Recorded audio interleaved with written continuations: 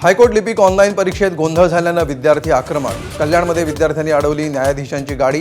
2 तासांपासून विद्यार्थ्यांचं आंदोलन।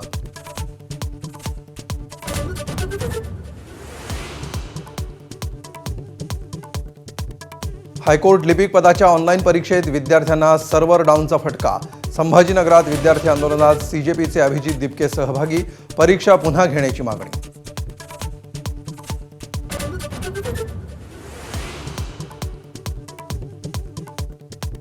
2014 मध्ये निवडणूक जिंकलो असलो तरी राष्ट्रवादीनं मला मुख्यमंत्री होऊ दिलं नसतं। पृथ्वीराज चव्हाणांचा नवा बॉम्ब। तर मित्रपक्षांना अडचणीत आणलं म्हणून सत्ता गेली। शशिकांत शिंदेंचा पलटवार।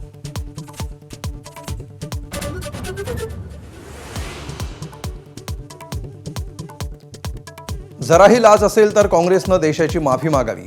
गृहमंत्री अमित शहांचा हल्लाबोल। सोनिया गांधींनी वंदे मातरम गायनात व्यत्यय आणल्याची टीका।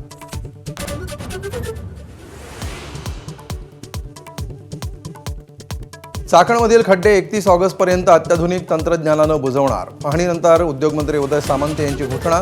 तर 20 उद्योगांचं स्थलांतर हे कोणाच्या सुपीक डोक्यातून आलं? उद्योगमंत्र्यांचा अजब दावा।